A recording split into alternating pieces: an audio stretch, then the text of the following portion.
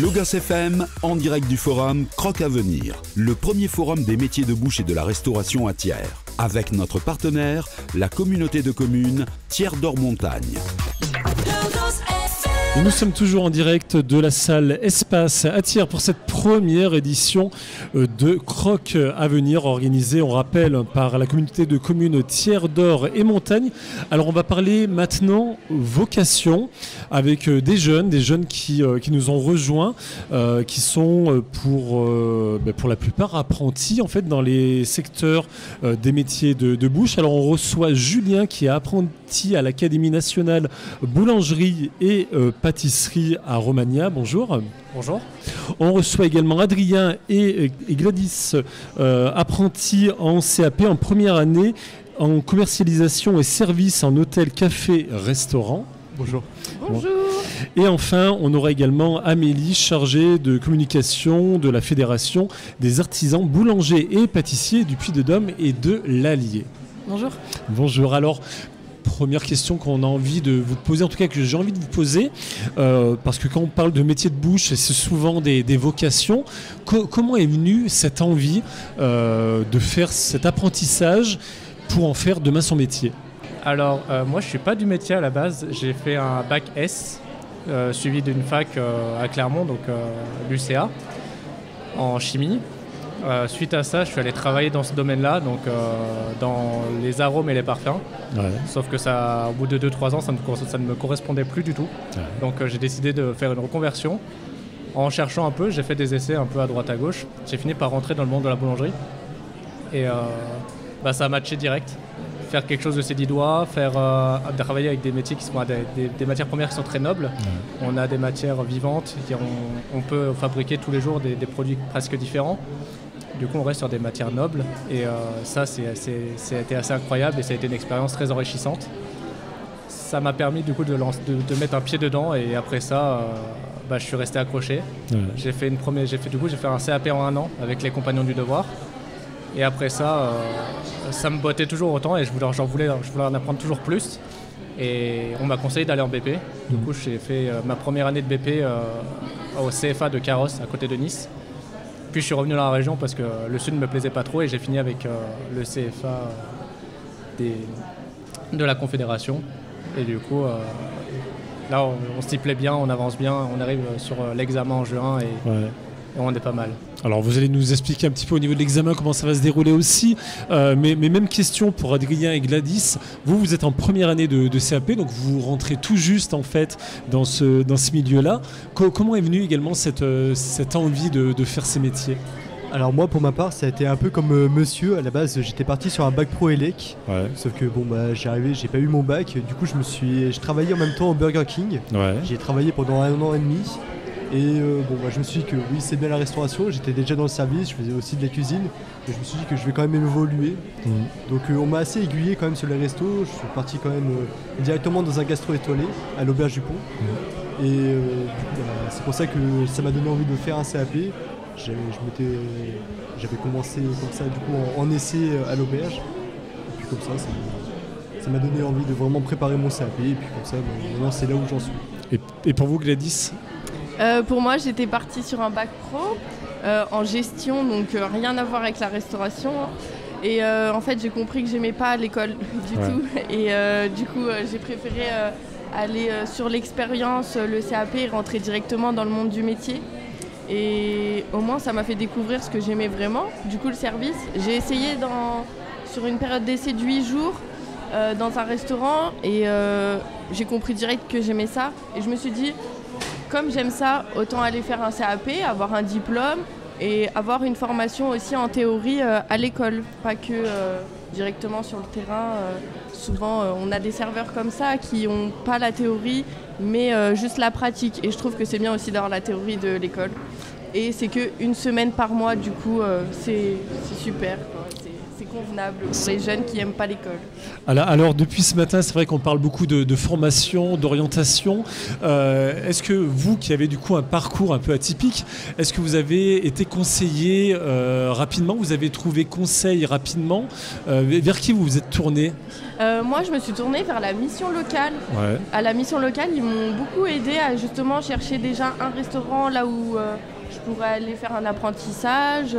Ils m'ont bien aiguillé, ils m'ont conseillé, ils m'ont dit un peu comment se passait le monde de la restauration pour de vrai, quoi. Ouais. Et j'ai compris direct que c'est ce qui me plaisait, quoi. Et pour vous, Adrien? Et moi, on m'a tout simplement tout seul, enfin aussi à l'aide de ma famille. Ouais. On a commencé à faire des recherches. Commencé à faire les recherches autour des hôtels étoilés. Moi, j'étais plus parti pour faire de la gastro. Je voulais pas faire de la de la bistronomie, tout ça. Alors du coup, voilà, je me suis aiguillé tout seul. J'ai fait des recherches et puis voilà. Alors l'apprentissage, Clarisse, vous nous disiez un petit peu tout à l'heure, c'est 3 semaines en entreprise, en restaurant, Oui, c'est ça. une semaine d'école. Oui. C'est ça, avec un programme qui est, vous m'arrêtez si je me trompe, normalement quasiment similaire à quelqu'un qui ferait un CAP tout au long de l'année. Hein. Oui, voilà, on a un bon programme bien complet par rapport... parce qu'un bac pro, par exemple, ça va être plus complet parce que ça va être toute l'année qu'ils sont en théorie à l'école. Mais sur une semaine, je trouve qu'on apprend vraiment beaucoup de choses sur l'accord des mets, vins. Ça, c'est très important du coup dans notre métier. Sur le dressage de table, faire un bon service... savoir l'orientation dans un restaurant, on apprend vraiment beaucoup de choses, même si c'est vraiment qu'une semaine, je trouve que c'est déjà très suffisant. Et vous voyez l'école un peu différemment, j'imagine. Oui, vraiment. Ouais. Vraiment, ça donne envie en fait d'y aller, parce qu'on sait qu'on va apprendre notre métier, ce qu'on a envie de faire, et que ça va pas être sur longue durée, et que ça va pas être gnangnan, quoi. Alors c'est vrai que depuis ce matin, on parle également de transmission de savoir. Dans les entreprises, souvent les métiers de bouche ont souvent l'habitude de travailler avec des apprentis. Comment vous avez été accueillis? Comment se passe justement cette transmission? Alors, côté boulangerie, c'est un peu compliqué en ce moment, notamment à cause du Covid et un peu tout ça, la crise électrique, parce qu'on est en manque de bras. On a beaucoup de postes, et en fait, du coup, dû à ce manque, les apprentis, on va pas dire qu'ils sont malmenés, mais on a besoin qu'ils apprennent rapidement. C'est aussi un gros défaut qu'on attend d'eux, parce que justement, on n'a pas assez de gens pour remplir les places manquantes. Donc, c'est pas forcément facile. Ça dépend encore de la boulangerie, on se trouve, mais si la boulangerie est plus ou moins grande, c'est plus ou moins facile de s'intégrer. Les rythmes ils sont un peu compliqués parce qu'on est soit du matin, soit d'après-midi, donc c'est rare qu'on soit en journée, donc c'est aussi des rythmes pour ceux qui sont de nuit qui sont un peu compliqués au début à gérer. Mais sinon, l'intégration dans une boulangerie généralement est vraiment pas dure, les gens sont vraiment très accueillants. Les clients, quand on voit le plaisir qu'on donne aux clients, et ça donne envie de revenir le lendemain, quoi. En restauration, j'imagine que c'est à peu près la même chose. Oui. Exactement. Vous avez été accueilli dans l'entreprise, dans le restaurant. Oui, ça va. En fait, souvent, comme on est un peu jeune, les gens On chuchote un petit peu, c'est ça. Ils sont plus gentils, et ils comprennent qu'on est jeune, qu'on est là pour apprendre, qu'ils ne vont pas nous forcer la main, qu'on a le temps et que c'est pas grave si on fait des erreurs, quoi. Justement, Amélie, au niveau de la fédération, donc vous représentez le milieu boulangerie-pâtisserie. C'est vrai que quand on pense à ces métiers, l'apprentissage est d'office la manière d'apprendre, en fait. Oui, c'est vrai, c'est très important, et c'est pour ça que aussi, les membres de la fédération des boulangers ils ont voulu créer ce CFA, donc l'Académie nationale de la boulangerie-pâtisserie, il y a plus de 30 ans. Donc c'est vraiment en fait cette volonté de transmission de connaissances et de savoir-faire pour perpétuer toute cette tradition du savoir-faire français qu'on a en boulangerie et boulangerie-pâtisserie. Alors, vos envies après, une fois que vous aurez vos diplômes en poche, ça serait lesquelles? Ça serait de rester dans l'entreprise aujourd'hui où vous travaillez, d'ouvrir peut-être votre commerce? Alors, pour moi, pour le coup, je vais partir en Erasmus au bout de ma 2e année. Ouais. Je vais partir 6 mois à Amsterdam pour apprendre l'anglais. Ensuite, après, j'ai d'autres projets de vie, mais sauf que une fois que je rentrerai, parce que je vais partir aux États-Unis, une fois que je rentrerai des États-Unis, je compte faire un bac pro en sommellerie pour apprendre tout le domaine du vin. Moi, ça m'intéresse, tout le domaine des boissons, tout ça. Et puis oui, pourquoi pas après ouvrir un resto, c'est quand même un but, je trouve, quand on se lance dans la restauration, c'est vraiment de pouvoir vendre ses propres produits. Gladys? Pour moi, c'est presque pareil, c'est de travailler dans des pays étrangers parce que du coup, avec notre métier, on a beaucoup d'opportunités et de portes ouvertes à ça. Dans tous les pays, presque, on peut aller travailler en restauration. Et je trouve que c'est super beau, surtout de voir différentes techniques de d'autres pays, c'est différent souvent. Il y a plein de choses à apprendre. Ouais, partout, et des langues aussi.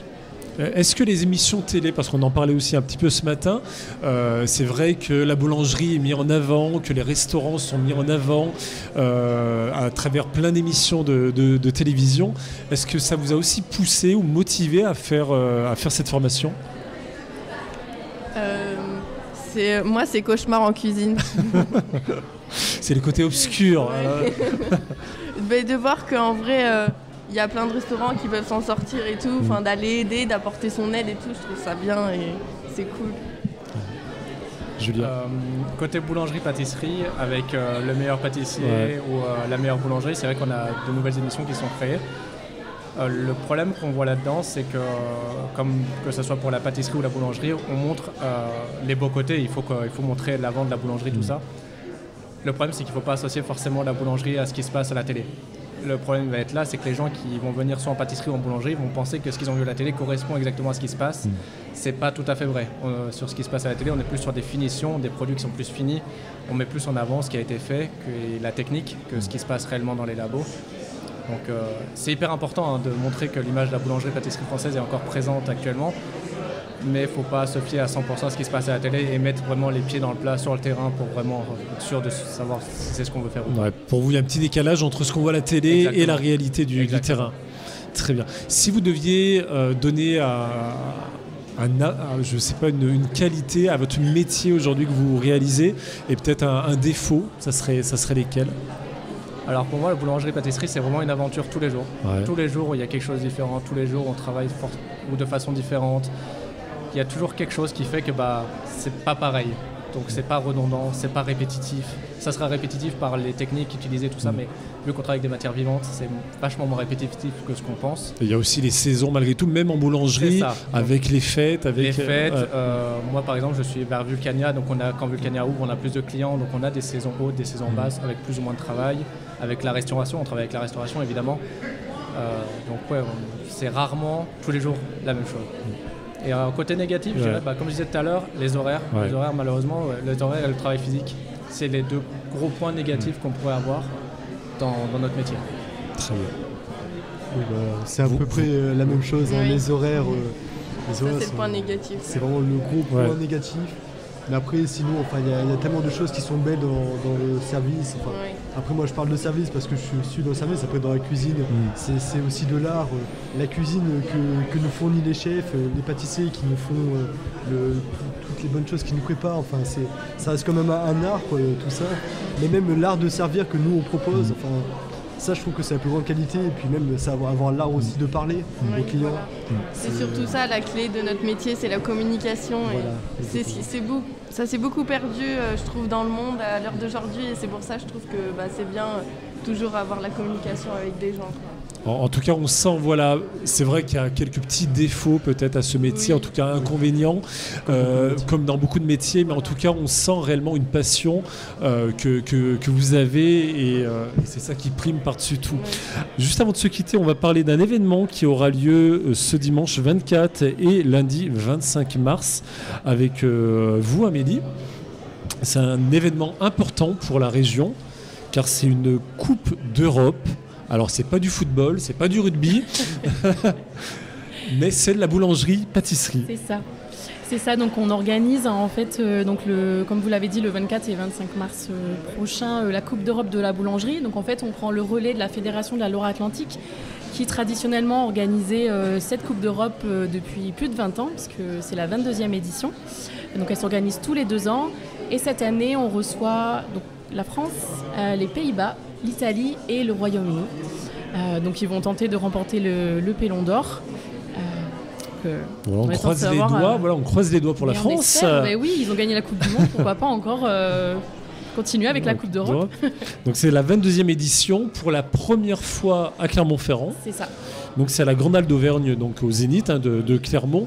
L'entrée est libre, ça marche comment? Alors c'est un salon, lors du salon Rest Hôtel, donc c'est un salon du coup pour les professionnels des métiers de bouche et de la restauration. Donc ça reste assez fermé.